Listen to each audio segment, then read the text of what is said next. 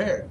Deck Talk is a weekly show where we invite pro players, deck builders, commentators, pretty much anybody trying to make Hearthstone the #1 rising esport in the world. Today we have a very special guest all the way from Croatia, the man, the myth, the legend, Tesla. Hey guys. How you doing, man? Yeah, I'm doing amazing. How you doing? I'm doing pretty good. All right. So, for those of you who've been living under a rock, Tesla's a guy who gave us some really unique and special decks, one of which I might like to add is the one that has been cookie cuttered all over the place, the Oil Rogue. Hey guys. So basically, the Oil Rogue started with hype building the first deck. Mm-hmm. It was kind of, I don't know, I didn't like it. Played Assassin's Blade, played Code Like Oracles, and it wasn't optimal. No, it wasn't. So with some testing, I decided to put some cards in, take some card out, and I pretty much got this. All right. Yeah. Well, we've been seeing a lot of things happening on both the EU and the NA meta. Pretty much Mech Mage and Face Rush Hunter are running Buck Wild without really much of a hard counter. And I will say that this deck actually does very well in both those matchups. Yeah, well, it's kind of 60-40 in the Mech Mage matchup, but like you can still win that game pretty easy if you get a good starting hand, if you play optimally. Like a good blade player is the key in winning that matchup, because the main reason why that deck is really good versus Mech Mage is because with a spell power Blade Flurry on the with the Deadly Poison, you can pretty much clear anything you play. Well, except maybe, I don't know, Dr. Boom or Antonidas, but they don't usually run those things, or if they run them, you should be able to burst them down before they can play it. Most definitely. I've actually seen this deck do very remarkably well turn 7, turn 8, and just crush everybody. Yeah, it just go like, I don't know, Azure Drake into Preparation, into Sprint on turn 9, or something like, I don't know. You can basically just burst them on turn 8, 9. You don't need to prepare anymore. Like, if you have enough damage in your hand, it's basically just a matter of time before you can get it out and just 100-0 them. Right. Well, let's actually take a look at this deck. Yeah. All right, Sure. so let's go over this. I mean, we see a lot of pretty standardized things that we'd see in most rogues: backstabs, deadly poisons, prep, blade fury, sap, obviously. So explain some of this to us, please.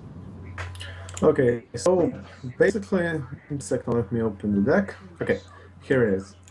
Let's start like backstab, preparation, deadly poison. Those are like basic rogue cards. You can play rogue without backstab, prep, and deadly poison. It's like one of the best cards in the game, basically, because backstab is free tempo. Preparation, same thing. Deadly poison, like four damage for 1 mana is huge, and like you can swing with it over 2 turns. It's just amazing. Like card is amazing. Then we have Salty Deckhand. That card is here basically because of Tinker's Oil. Well, what you do is you Salty Deckhand, Tinker's Oil, attack with the Deckhand, Blade Flurry, you clear his whole field. Like it's like a Flame Strike to everything for damage. You get 8 damage to his face plus the swing from the Salty Deckhand for 7 mana. That's like you get 13 damage and Flame Strike for 7 mana. The only problem is that it's 3 card, but like, who cares? You got a Pyroblast and the Flame Strike for 7 mana. That's huge. Yeah, and normally by that point you're going for your end game anyway. So Yeah, you're going for your laying endgame. all that out is really not that You big of a already deal. poke him enough with your Valor Teachers, SS7s. He's basically, I don't know, 20 health. You have 2 Eviscerates in your deck. You have another oil. You basically just, like, I don't know. Even if he gets a big board, you can just clear it. You don't need the... You play 2 oils because you save one for the win and you save the other for clearing the field or something like that. Yeah, that's one thing I had to learn when playing this deck, and I've seen a lot of different variations. Some of them are not as consistent as this. Some of them are better in certain circumstances. But I really loved this deck because it's laid out here. I didn't need a guide. I could pretty much see everything spot on. And I Yeah. like the double Earthen Ring Farseers because it gives you a really nice, like, mid-game kind of stave off Yeah, death just a you little bit, and it's a body.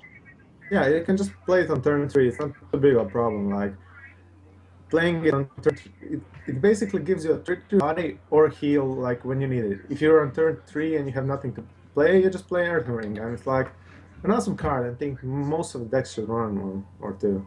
Yeah, Well, now that Healbot's in game, it's kind of different, but like that card is still amazing. well, I mean, Like, it has its own value because you can play it on turn 3, where Healbot is the same basic body with a little bit more heal, but it's much later on, turn 5, which means you can't really synergize or combo with it very well.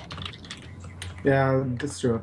Like m most of the decks run the anti-heal, but Dirt Ring just gives you that extra, like, I can heal my own minions, I don't know, put them out through silver range, divide t-shirt, low fab, and it's like, I just love that card. Like, I play it in my shaman, I even play it in my priest. It's actually really good with Akanai.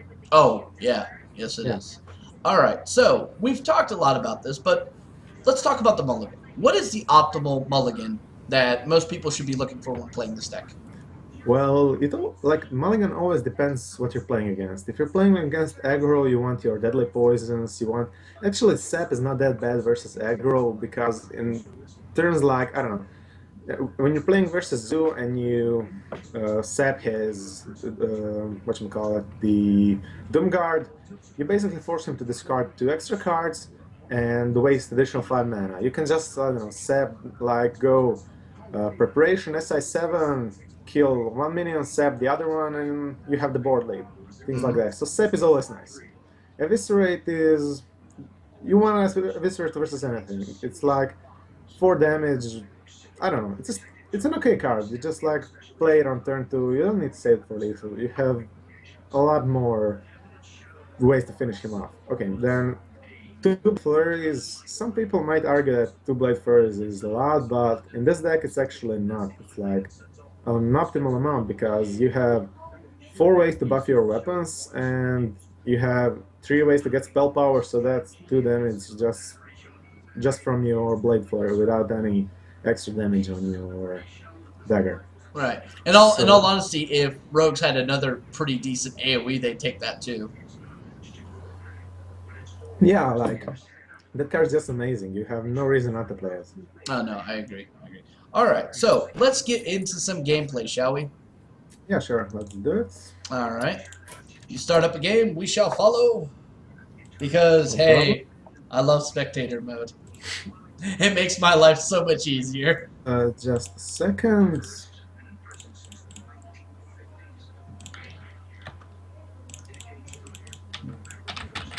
Okay. This guy's still like this.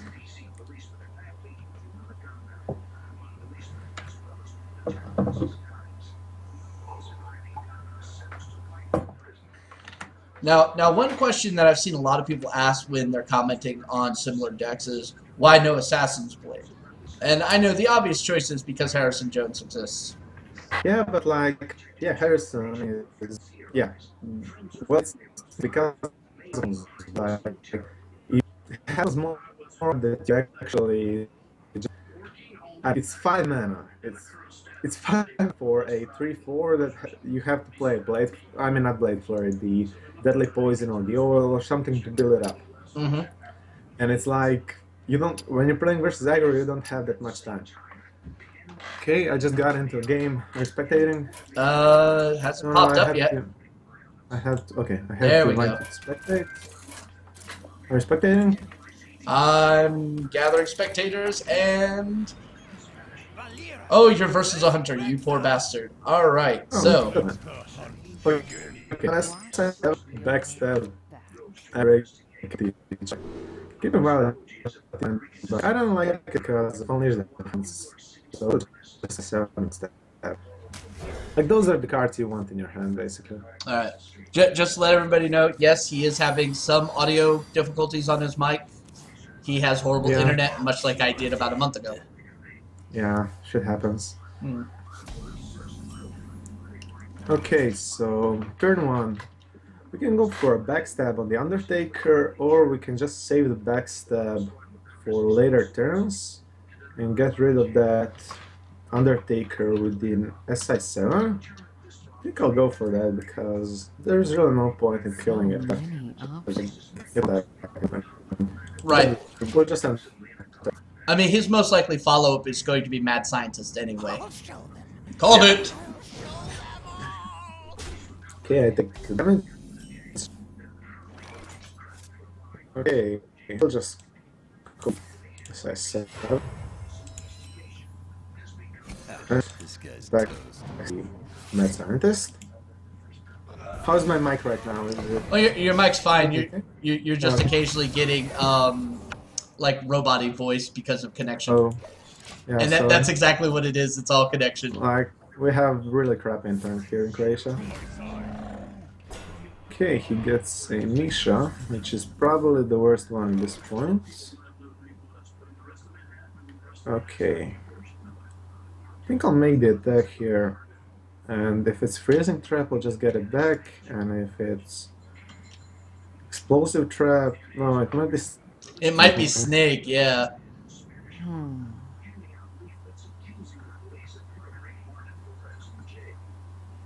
So with Undertaker, most likely it's not Snake. Yeah. But you never know. People, I don't know, actually. We'll make the attack first. Okay. Freeze. So we'll just heal and pass. I think actually that was the best secret there for me. Because you get another play off the yeah. SI7. Mind you, Yeah, a very that'll- expensive play, but... Well, it's the damage, like. Well, it's also because if it's explosive trap, basically my SI dies next turn, and if I want to heal it, I can heal it, but then I get 3 wounds.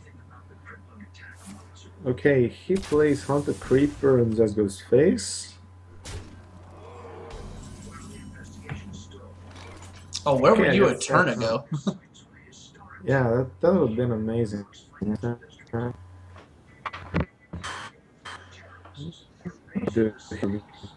I guess it's not.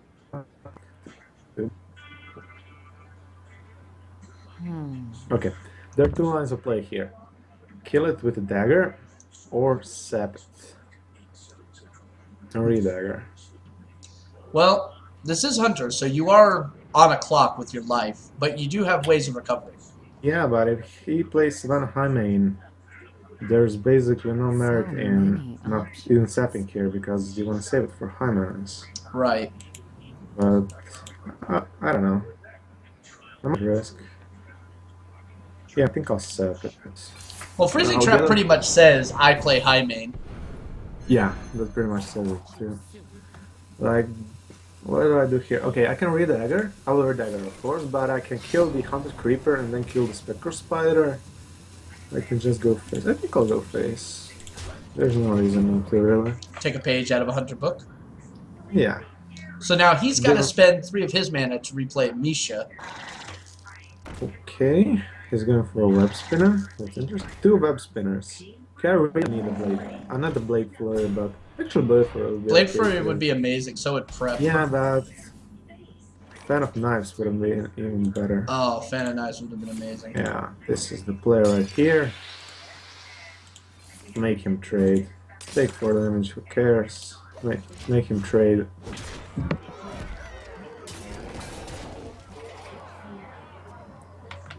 Could you please turn down your TV a little bit? Oh, I totally forgot it was there.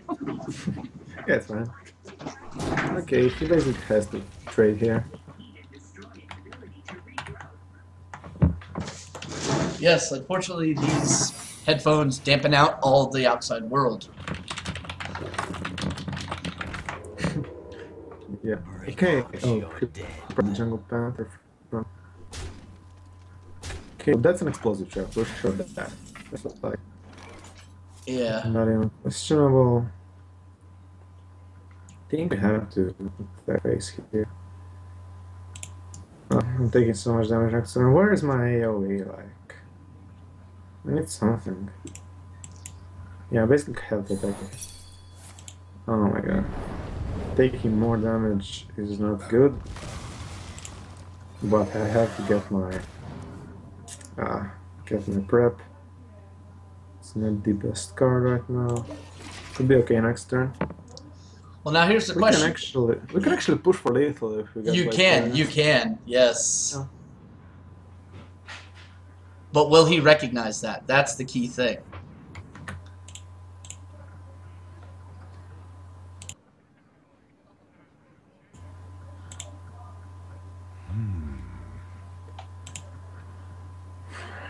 He'll probably. Oh my god, that's bad. He'll probably trade with the extra break. That's bad for me. Couldn't really play it on this one. Like, I haven't got any of my AoE. Okay, a Blade Flurry right here is really nice. Yeah, I don't think we even think about this one. It's like Blade Flurry and low theb. We basically win if he doesn't have kill command. Okay, how much is kill command? Kill command would be 8 mana. Yeah, I know, but still. Am I dead? No, yeah, I'm dead. Well, it's basically the same thing, because if I play SI, he gets the hero power, and if I play Lothab, he gets the what you call it, the hyena damage. So it's the same thing. Wait, am I dead? Yeah, I am. Yeah, you're dead. Awesome. Well, that's Hunter for you right there. Probably one of the hardest matchups of like anybody to deal with. Yeah, it's like.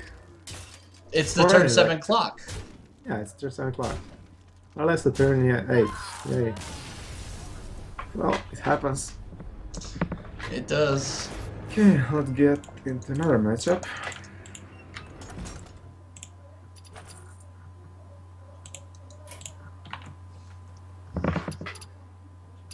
But people really shouldn't get too down on themselves when they lose a match, especially against Hunter. Statistically, it's going to happen more often than not. If they drop a perfect hand, you just can't win. Like, it's impossible. I drew my first AoE clear turn 6. No. Okay, I'll get my. Okay, Ten of Knives, Earth Ring, and Blade. I'm playing versus Mech Mage. You gotta invite me. Oh, I forgot. Yeah. Just a second. Here you go. Yeah. Okay, this hand isn't really that good versus Mech Mage. Well, basically, when you're not playing on coin, it's like much worse. Your win rate drops by like 8%. Rogue has always been like that. If you have the coin base, have the lead. Right. As a fan of nice blade or something, like person. Right.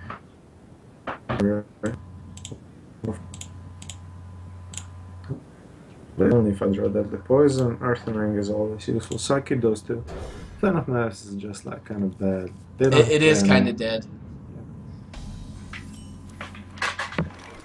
Yeah, I drew Eviscerated Tinker, so like turn, what is it, 6 I can clear, but that's not optimal. I think I'll just...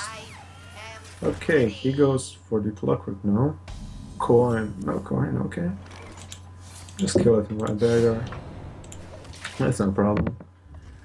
He'll probably play a Mech Warper right now, which I will kill with Eviscerate Plus. No, he won't play Mech Warper because he will play it with the Clockwork Gnome, so he'll basically have to play an Oetron or in my face. Probably a Noyatron play because he's got the mana to do it. Yeah, probably.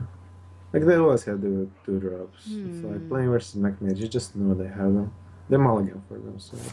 Okay, he Fire Blast my face, that's like... super good for me since I'll just go Earth Ring, right? Yeah. Actually, I could have kept the... what do you call it? The Fan of Knives because I have spell power right now. This wouldn't have been so bad. Okay, it's a Frostball. But him playing those cards, him playing with the Frostball is fine, since that's 3 damage that he doesn't have to finish me off. I just play Blood Mage here because I have nothing in my hand and I want more cards. If he doesn't clear it, and I get a So many 1 mana options. spell, I can Tinker's Oath and trade with whatever he plays, even a Yeti if he plays. Right. Yeah, the mechanical Yeti would actually be fine for me here, since I got a spare part. Spare parts are really good in this deck. Oh yeah. Like, if you get... Yeah, if you get, like, +1 attack, that's amazing. If you get Taunt, it's also amazing. If you get the Time Rewinder, it's really good with the charge from the Even the Saucy stealth Backhand. works in this too. You know Yeah, when. even the stealth. Like, you attack... well, Goblin Blast Mage kind of sucks. Okay. Oh, perfect. This is, like, the top deck Pay that I attention, needed. class. Okay, let's pray he doesn't have Fireball. Because that would really suck here. He'll probably play something that will sap or eviscerate, depending on if it's something with more than 4 health. Well, if he plays the Azure Drake, I'll probably have to eviscerate it. What the heck am I doing? 6 mana. No, okay. Something needs tinkering? So sap one, eviscerate the other one. Attack. Okay. And then build that board. Yeah, here, this one. Okay, this was very safe for turn. Job's done. I'm ready. Okay. You always want to. You always want to kill the minion with the battle cry, well, so he can play it again. I guess that's like self-explanatory. Oh yeah. And you're setting yourself up for really nice sharp sword play here soon. Yeah, but like I like to sharp swords here because the tokens can get it, and like in this situation it's fine because I have a 25% chance of tokens getting it, but like if I have only Violet Teacher it's 50-50, so it's not that good. Okay, a polymorph. Well, Whoa. seems like someone is playing polymorph in there. Actually, I like the polymorph. I play polymorph and flame strike in my. I've been seeing polymorph show up a lot more, especially with Ragnaros. Okay, I think I eviscerate phase for playing.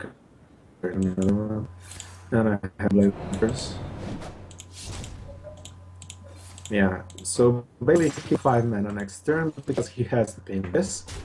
He can play the Spider Tank and Blast Mage and kill it, but that's risky. Like, if he doesn't kill it, he's basically dead.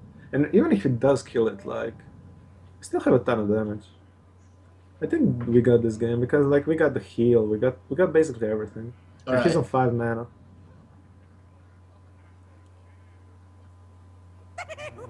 Okay, he goes for Dr. Boom. Well, Boom, boom, boom, boom. do we win? That's 7. 7 plus 4 plus 1. Okay, so we can come. Just a second. Just like to think. Okay, we attack, attack, Blade Flurry, Redagger, Oil, attack. I think that's the play. Attack, attack, Blade Flurry. If anything survives, I have lethal. Okay. No, I don't. No, my bad. I don't have lethal. I'm 1 damage off lethal. Screw you, forcing. But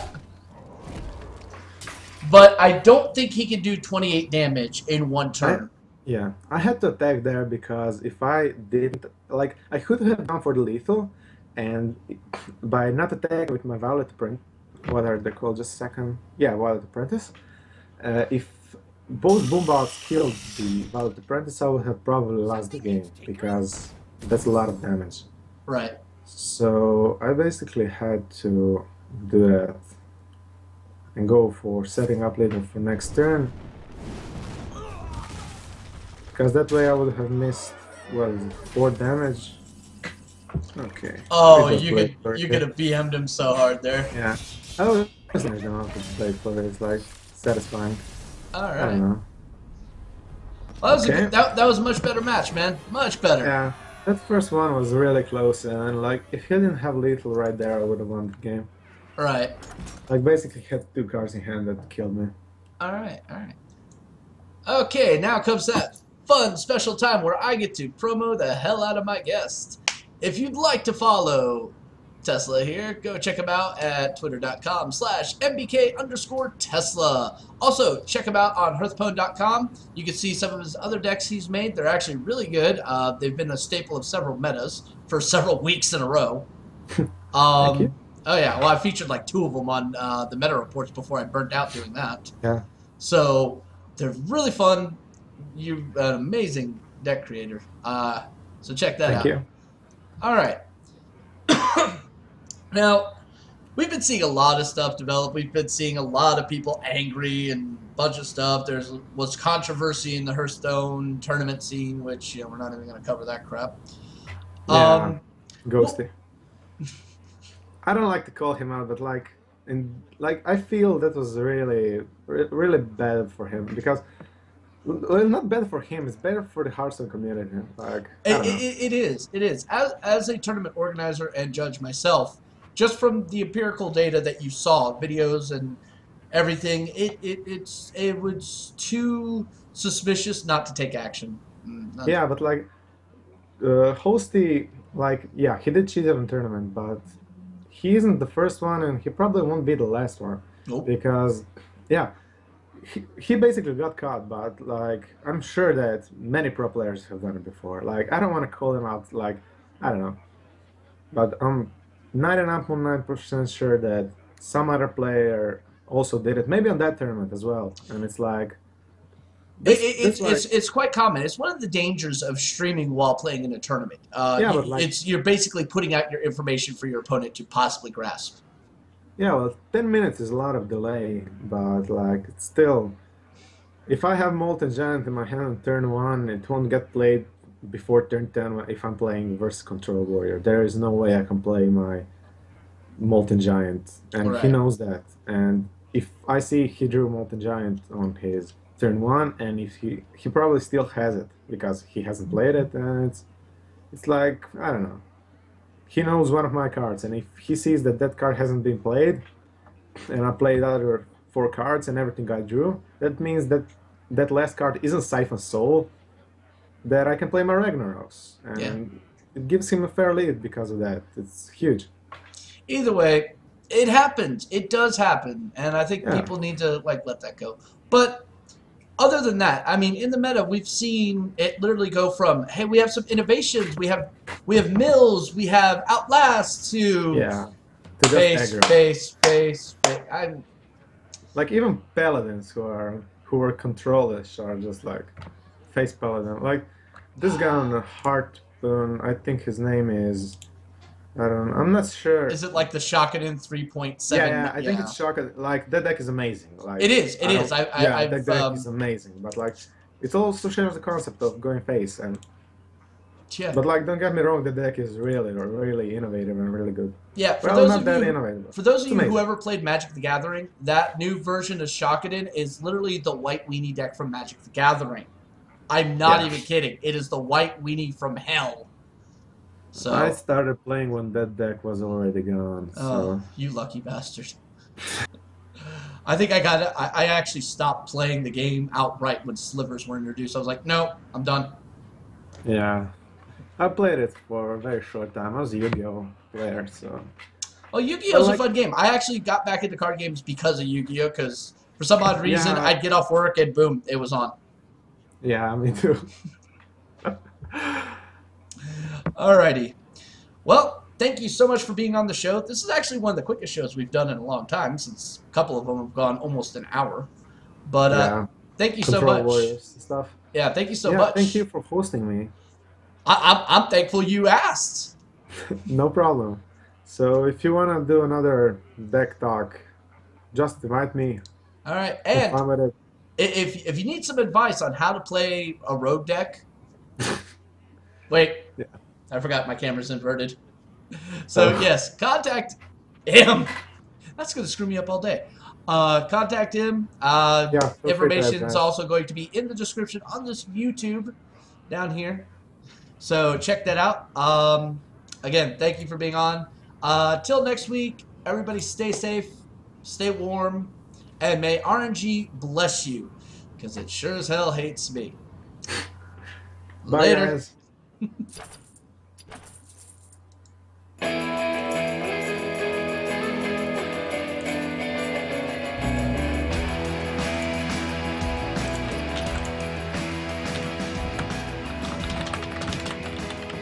Okay, is it done?